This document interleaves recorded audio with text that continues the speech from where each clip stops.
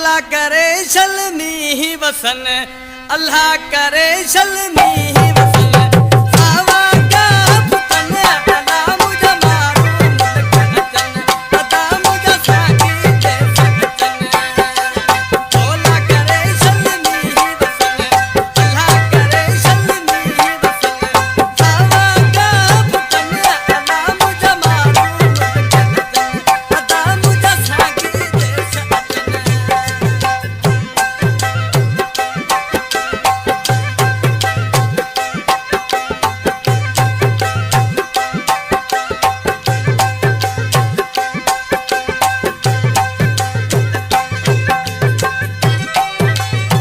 नाज़रीन, हिन वक्त असां टिके बारन में ॻोठ वलीदाद खान गबोल ते बीठा आहियूं।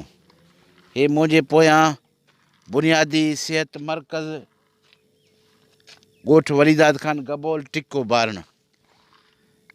मां सम्झां थो हिन कोहिस्तान जे सॼे इलाइक़े में जेको हे बुनियादी सिहत मर्कज़ आहे, हे 24 घंटा फ़ाल आहे। ऐं जीअं अॻु में बि असां तव्हांखे रिपोर्ट ॿुधायो त हिते जेके माण्हू कुझु ॻाल्हायो त हिते 24 कलाक डॉक्टर वेठा हूंदा आहिनि ऐं 24 कलाक जेको आहे सुठे नमूने सां हिते माण्हुनि जो देखभाल थींदो आहे, इलाजु थींदो आहे। सो अचो त इस्पताल जे अंदरि हलूं, डॉक्टरनि सां बि तव्हांखे मिलायूं ऐं इस्पताल जो बि तव्हांखे विज़िट करायूं। नाज़रीन, हींअर असां टिके बारण ॻोठ वलीदाद खान गबोल जे जेको बुनियादी सिहत मर्कज़ आहे उते वेठा आहियूं।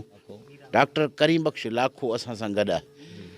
अचो त डॉक्टर साहब खां थोरो कचहरी कयूं ऐं हिन इस्पताल जे बाबति कुझु तफ़सील वठूंसि। डॉक्टर साहब सलाम वालेकुम। तव्हांजी महिरबानी जो तव्हां असांखे टाइम ॾिनो आहे। डॉक्टर साहब, हे तव्हांजो बुनियादी सिहत मर्कज़ जेको असां हूअं ॾिठो आहे त पोयां बि असां ॾिसी आयासीं त उते त हालत इंतिहाई ख़राबु आहे, पर जेके लोकल माण्हुनि हिते ॿुधायो कुझु हिन इस्पताल जी तारीफ़ कयूं। तव्हां हिन इस्पताल जे बारे में असांखे ब्रीफ कयो त हिते माण्हुनि खे कहिड़ियूं कहिड़ियूं सहूलियतूं आहिनि।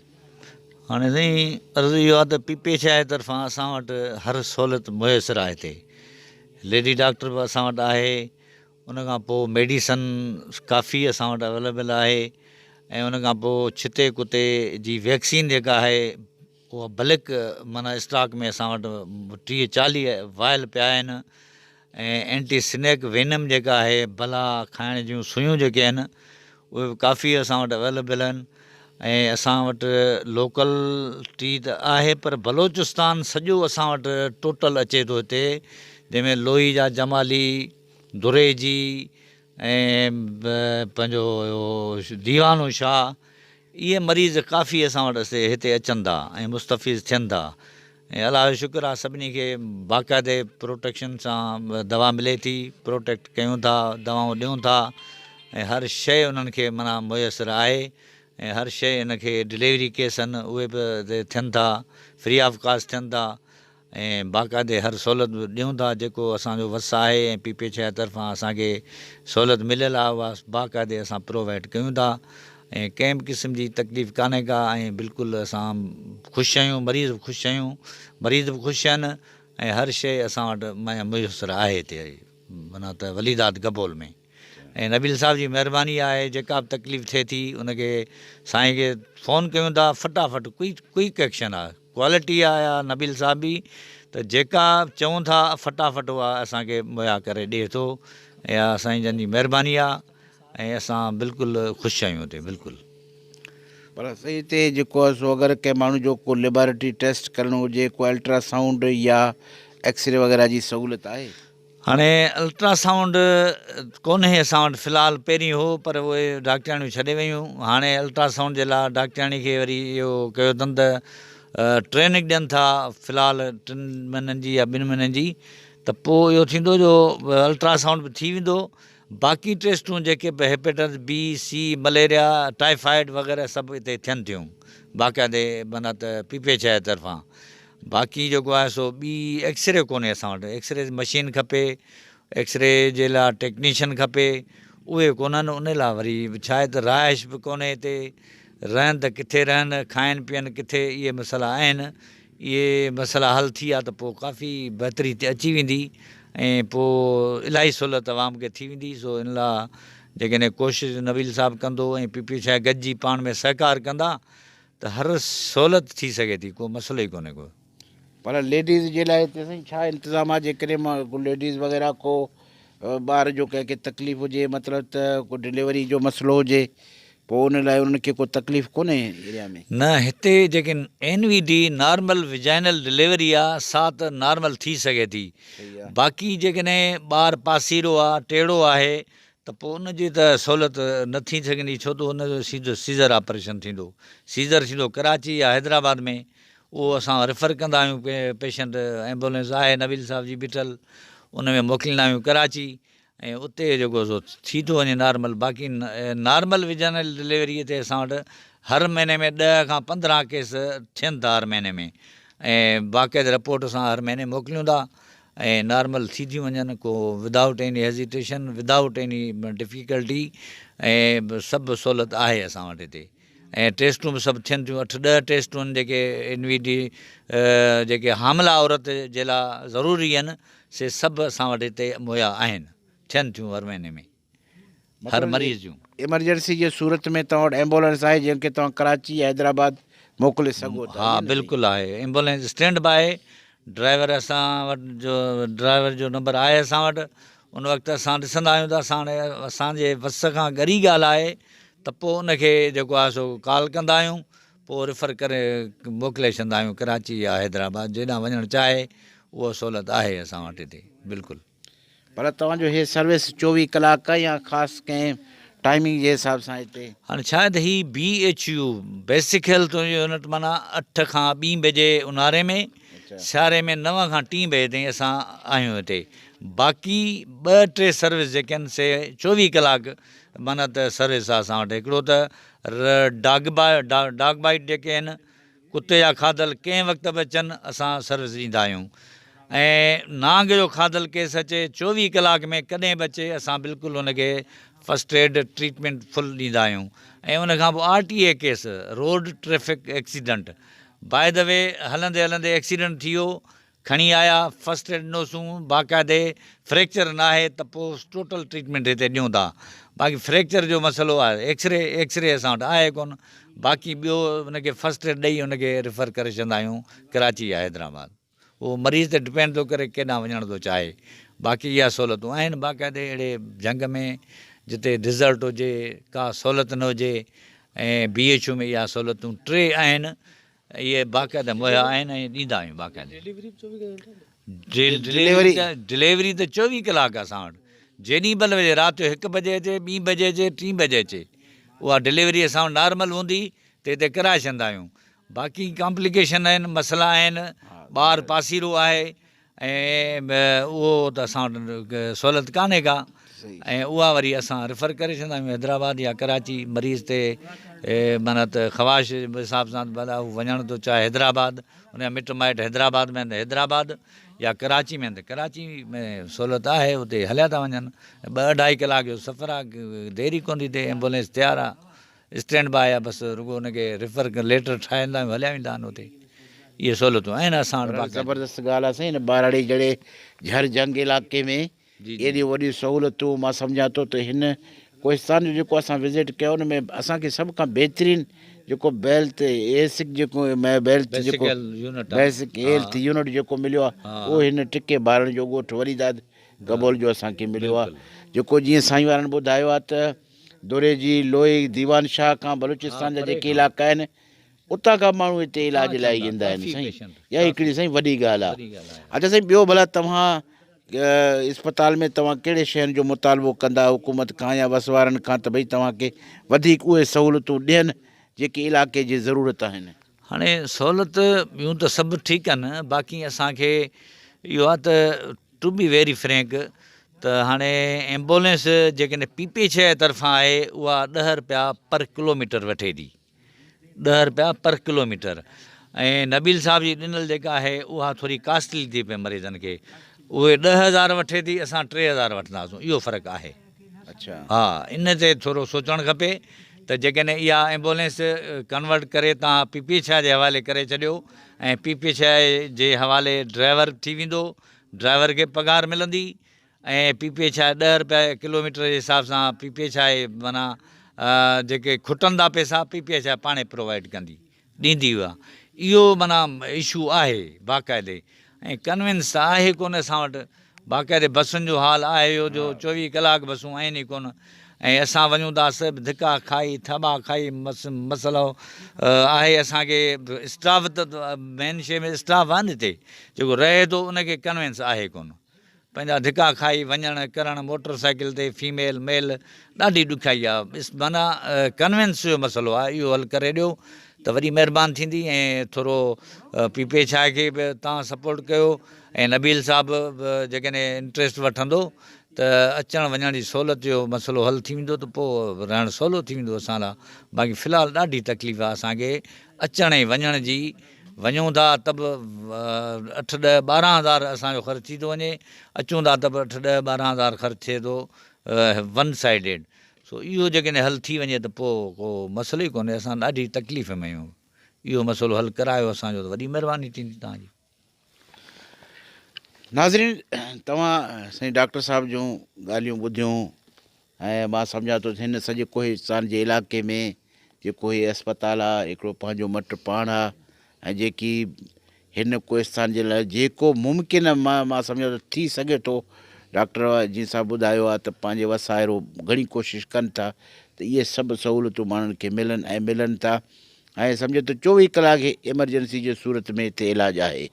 बाक़ी हाणे को जेकॾहिं अहम केस आहे को मसइलो आहे त पोइ उनखे वरी रेफर कंदा आहिनि हैदराबाद या कराची, उते मतिलबु इनखे मोकिलींदा आहिनि। ऐं उते एम्बुलेंस बि साईं जीअं ॿुधायो आहे थोरो आहे, पर उहो थोरो अञा बि कास्टली आहिनि। साईं वारनि जो मक़सदु इहो आहे त उन्हनि खे थोरो अहिड़ो नमूनो कजे त जीअं उहो घटि में घटि माण्हुनि खे थोरो सस्तो पवनि, ऐं माण्हुनि खे थोरो हिकिड़ो इहो आसानी थिए त इहा माण्हुनि खे हिकिड़ी वॾी सहूलियत थी पवंदी इन खां वधीक। बाक़ी अञा बि हिते जीअं डॉक्टर साहिबु ॿुधायो थोरो अल्ट्रासाउंड ऐं एक्सरे जूं बि थोरो आहिनि। जेकॾहिं इहे बि मसइला हिते हिन इलाइक़े में हल थी वञनि त इहो अञा वधीक सुठो थी वेंदो मां सम्झां थो त। सो इहे हाल वाल आहिनि। नाज़रीन, असां तव्हांखे डॉक्टर साहिब जूं ॻाल्हियूं ॿुधायूं, थोरो हली पंहिंजो अस्पताल जो विज़िट कयूं था। उन खां बाद जेको असांजो सफ़र जारी आहे। इनशाला अॻिते बि जेके इहे माण्हुनि जा कोहिस्तान जा लोकल माण्हुनि जा मसइला उहे तव्हांखे ॿुधाईंदा रहंदासीं।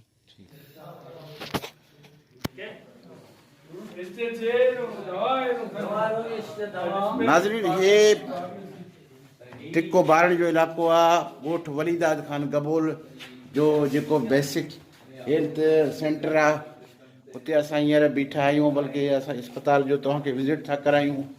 हे साईं आहे हिते हिननि जो डिस्पेंसर आहे। अब तव्हां इहे ॿुधायो इहे छा आहे हिते, छा पियो थिए? हिते दवाऊं आहिनि। अच्छा, हिते माण्हू जेको डॉक्टर पर्ची ॾींदो आहे। अच्छा अच्छा दवा वठंदो आहे। अच्छा, हे हिननि जो मतिलबु त दवाख़ानो आहे, डॉक्टर दवाई लिखी ॾींदो, फार्मेसी, मतिलबु हिते हिननि खे दवाऊं मिलंदा। ज़बरदस्त ज़बरदस्त साईं। अच्छा, हे डॉक्टर साहिबु वेठो आहे ईअं न साईं? नाज़रीन, हे डॉक्टर रूम आहे, डॉक्टर करीमबख्श लाखो साहिबु जंहिंजी असां तव्हांखे तफ़सीली ॻाल्हि ॿोल ॿुधाई। डॉक्टर साहिबु माशाल्लाह तव्हांजो हे क्लिनिक ज़बरदस्त आहे। हे हिते डॉक्टर साहिबु तव्हां वटि स्टाफ घणो आहे, कुझु तफ़सील असांखे मज़ीद ॿुधायो। हा नी, हाणे स्टाफ जो रोस्टर लॻो पियो आहे। टोटल असां 8 माण्हू आहियूं हिते। अच्छा, ठीकु आहे न, जंहिंमें नौशीन भुट्टो आहे, स्टाफ नर्स आहे, पोइ डॉक्टर करीमबख्श लाको आहे, पोइ रियाज़ मेमन डिस्पेंसर आहे। उहो हींअर ट्रांसफर थी वियो आहे फ़िलहालु हिते हो, पर पोइ बंदनसर ट्रांसफर थी वियो आहे। अच्छा, ऐं वलीमंद जो छोकिरो आहे सैनिटरी वर्कर आहे, लोकल आहे। नवाब पंवर जेको माली आहे, ऐं बशीर अहमद कबूल चौकीदार आहे, ऐं मासी सकीना आया आहे, ऐं मासी हलीमा आया आहे। मिडलेरी में डॉक्टानी खे सपोर्ट कंदियूं आहिनि, डे में नाइट में। हिकिड़ी डे में ड्यूटी आहे, ॿी नाइट में आहे। ॿियो आहे वसीम खोखर छोकिरो आहे, वैक्सीनेटर, पर हिते सहूलियत न हुअण जे करे उहो माना बदिली कराए वियो हुयो आहे। अच्छा अच्छा, ठीकु आहे न, उहो वरी ॿिए कंहिं पंहिंजे हिसाब सां आराज़ी या सेवण या हेॾां। अच्छा, वैक्सीनेटर में हिते कहिड़ियूं सहूलियतूं आहिनि या मतिलबु अॻे हुयूं? थोरो तफ़सील जो। अच्छा, त वैक्सीनेटर जेको ॿारु ॼमे थो हा त उनखे BCG इंजेक्शन थींदी आहे, TB जो टुको, हा, उहो लॻंदो आहे। ठीकु आहे, उन खां पोइ हेपेटाइटिस B, C जा जेके बि टुका आहिनि से बि लॻनि था। ऐं उन खां पोइ पोलियो जा ड्राप्स हर महीने पियारिया वञनि था, उहे बि राउंड थींदो आहे हर महीने में, उहो बि आहे असां वटि वैक्सीन। ऐं उन खां पोइ फ्रिज में एंटी स्नेक वीनियम आहे, बला जूं सुयूं इहे बि मौजूदु आहिनि, उहे बि पियल आहिनि। ऐं उन खां पोइ एंटी रेबिड वैक्सीन आहे, उहा पई आहे। इहे ॿिया कढी छॾियोसि। हा बसि ठीकु आहे, सही आहे, ठीकु आहे न। ज़बरदस्त। हाणे अच्छा, हिन में ARV माना कुते ऐं बला खाइण जूं सुयूं फ्रिज में पियल आहिनि। ठीकु आहे, 24 कलाक ऐं सोलर सिस्टम ऑन आहे ऐं हिते ख़राबु थियण जो को बि कॉन्सेप्ट आहे ई कोन, छो त 24 कलाक इहो ILR जेको सिस्टम आहे इहो बाक़ाइदे 24 कलाक ऑन आहे ऐं हिन में वैक्सीन पियल हूंदी आहे। इहा ख़राबु तॾहिं थींदी तव्हां हिनखे 15 मिंट कढी ॿाहिरि रखो, ख़राबु थी वेंदी। ख़राबु थी बिल्कुलु ठीकु आहे न। हिनखे 24 कलाक माना हिन जो सिस्टम ऑन आहे ऐं जेको सेंटीग्रेड 5 सेंटीग्रेड जेको आहे एसि ताईं माना हुजे हिन जो सेंटीग्रेड, सो आहे बाक़ाइदे इहो सेंटीमीटर लॻियल आहिनि। इहो तव्हां ॾिसी सघो था हिनखे, इहो 24 कलाक ऑन हूंदो आहे। ऐं एक्सरे एलिमेंटर मशीन आहे या एक्सरे फ़ोटू ॾिसंदा आहियूं, सही आहे। त को मरीज़ ईंदो आहे त हुनजो फ़ोटू हुन में लॻाए ऐं ऑन करे ॾिसंदा आहियूं। हलाए ॾिसोसि तव्हां, हींअर बि ऑन आहे। हा हा हा ज़बरदस्त ज़बरदस्त। इहो हाणे जेको फ्रैक्चर जो केस अचे थो हा त पोइ बिल्कुलु ज़ाहिर आहे हुनखे त एक्सरे एलिमेंट सही आहे। अहिड़े नमूने सां जेको आहे सो इहो आहे। हुन खां पोइ असांजी बायोमेट्रिक मशीन आहे, इहा बि तव्हां चेक करे सघो था। इहे संडे आहे हींअर, हुते लॻायोसि त ऑन थी वेंदी। हा बसि सही आहे, सची ॻाल्हि आहे। असांजा OPD सीट हा हीअ आहे असांजी मंथली OPD। अच्छा हर अच्छा, महीने दिसंबर ताईं माना 1367 पेशेंट आहिनि। 1376 आहिनि नवंबर में, पोइ इहो सॼो जनवरी खां वठी दिसंबर ताईं हर महीने जी OPD आहे। ज़बरदस्त ज़बरदस्त। ठीकु आहे। ऐं हुन खां पोइ हीअ जेको चार्ट आहे हिन में OPD आहे हर महीने जी। ऐं पोइ वरी ॾिसोसि त फैमिली प्लानिंग जा केस जेके आहिनि उहे 17 आहिनि ऐं माइन जा केस जेके आहिनि ANC केस 37 आहिनि। हुन खां पोइ 6 NVD डिलीवरियूं थियनि थियूं। 10 जो टारगेट आहे, पर 7, 8, 9, 10 हिन महीने छो त यार थोरी सीज़न ऑफ थिए पई त 6 थियूं आहिनि। इहा हर महीने जी माना आहे असांजी रिपोर्ट हर महीने जी। ठीकु आहे साईं। ज़बरदस्त ज़बरदस्त। ऐं इहे सभु आहिनि। ऐं हुन खां पोइ कम्यूनिटी जो चार्ट आहे जंहिंमें 20 मेंबर असां तव्हांजे ॻोठ जा खयां ऐं हिन में 20 नाला लिखियल आहिनि। टोटल नालो हुनजी माना डेज़िनेशन उहो ज़मीनदार आहे या माना त जीअं बि डेज़िनेशन में आहे इहो सॼो तव्हां ॾिसो ॾिसी सघो था। इहो सॼो आहे तव्हांजे अॻियां आहे। ऐं हीअ आहे बैक साइड में कैचमेंट एरिया जेकी पॉपुलेशन आहे असां वटि, इहा टोटल पॉपुलेशन आहे 5400। 5400 जे हिसाब सां असां वटि NVD डिलीवरियूं जेके बि थियनि थियूं इन हिसाब सां। अच्छा, ये 5400 छा जी इहा पॉपुलेशन? पॉपुलेशन आहे असांजी पूरे इलाइक़े जी, मतिलबु त इन टिके ॿारनि जी। अच्छा, ऐं तोंग जी अलॻि आहे। टोंग जी अलॻि यूनियन आहे। काउंसिल तोंग आहे, पर उनजी वरी हीअ वलीदाद गबोल जी जेका कैचमेंट एरिया आहे सा इहा अथव 5400 इन जे हिसाब सां। पर इहो लिखियलु आहे, पर असां वटि बलोचिस्तान वरी एड आहे, उहा हिन में इंक्लूड कान्हे का। उहा इन करे कान्हे तो बलोचिस्तान अलॻि आहे, पर मरीज़ त ईंदा न ज़ाहिर आहे। डिलेरियूं बि अचनि थियूं, स्नेक बाइट बि अचनि था ऐं रोड ट्रैफिक एक्सीडेंट अचनि था। इहे सभु असांखे अटेंड करणा पवंदा हिते, छो त बलोचिस्तान वेझो आहे तमामु असांखे। बिल्कुलु सही हा, था त चओ। इहे बलोचिस्तान जा केस बसि अचनि था असां वटि ऐं बाक़ाइदे जेको सो हुनखे बाक़ाइदे फस्ट एड मिले थो, इलाजु मिले थो, बहितर थी था वञनि ऐं पोइ हलिया था वञनि। भला हिन पासे तोंग या हिन पासे खां बि माण्हू ईंदा आहिनि तव्हां वटि? तोंग जा कल्ह केस आया आहिनि 8-10 मूं वटि। कल्ह तोंग जा मरीज़ बि अचनि था हिते। अच्छा, ज़बरदस्त बाक़ाइदे तोंग जा मरीज़, छो त ही मूंखे तक़रीबन 20 साल थी विया आहिनि। ऐं हा, तोंग में बि आउं 20 साल रही आहियो आहियां सॼे कोस्तान में, पर 5 साल तोंग में रहियो आहियां, 5 साल BHU मोल में रहियो आहियां ऐं 5 साल हिते थी विया आहिनि मूंखे। ज़बरदस्त। शुरू में रहियसि, वरी वापसि मोल मोकिलियो, वरी वापसि घुरायो अथनि हिते BHU वलीदाद गबोल में। ठीकु आहे न। त अहिड़े नमूने सां ट्रांसफर आहे छा थिए पई कॾहिं किथे पोइ जिथे माना माण्हू जी डिमांड आहे पोइ DM साहिब खे रिक्वेस्ट कनि था त लाको साहिबु खपे, पोइ वरी मूंखे ॿीहर घुरायो अथनि हिते, पोइ वरी अची वियो आहियां हिते। तक़रीबन 9-10 महीना थी विया आहिनि हिते। ज़बरदस्त। असां ॾिसूं था माण्हुनि जी तव्हां सां मोहबत बि आहे, जहिड़े नमूने सां तव्हां हिन अस्पताल खे संभाले वेठा आहियो, बिल्कुलु मुंहिंजो वॾी ॻाल्हि आहे। इहा बि हिकिड़ी पंहिंजे पेशे सां पंहिंजे हुन सां हिकिड़ी मुख़लिस अॼुकल्ह ॾिठो आहे असां घटि माण्हू जेके पंहिंजे पेशे सां मुख़लिस हूंदा आहिनि। हा बिल्कुलु माशाल्लाह सही। तव्हां पंहिंजा पेशावराना जेको कम इहो सही नमूने सां अंजाम ॾियो था बिल्कुलु। ज़बरदस्त डॉक्टर साहब हिन में आवाम खे सहूलियत आहे जेके छो त लाइट कोन्हे पोइ ज़ाहिर आहे कंहिंखे माना मोबाइल चार्ज करिणो आहे, कंहिंखे कांटो चार्ज करिणो आहे, कंहिंखे एक्स्ट्रा कुझु बि थी सघे थो, माना इहे सभु सहूलियत आहे। लाइट जी सहूलियत असां वटि 24 कलाक आहे। सही आहे वॾी ॻाल्हि आहे।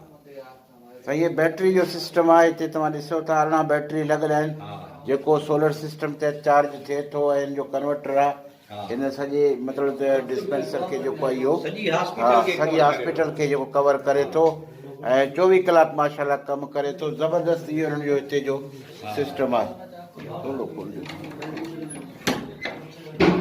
हे साईं हिननि जो दवाइयुनि जो स्टोर आहे, मेडिकल स्टोर आहे जेको हिते पंहिंजो दवाइयूं रखंदा आहिनि। माशाल्लाह ज़बरदस्त हिननि जो साईं वारनि जो उहो आहे सिस्टम ज़बरदस्त साईं। टोटल मेडिसिन जेके हलनि थियूं डेली जो डेली से हिते आणींदा आहियूं हुतां कढी ऐं हितां पोइ सप्लाई कंदा आहियूं मरीज़नि खे ॾींदा आहियूं। अच्छा अच्छा हीअ तोखे डाइनल ऐं ग्लूकोफेस ॾेई छॾियां, हाँ, ठीकु आहे न? ये हीअ 10 ग्लूकोफेस ऐं 10 डाइनल वठो।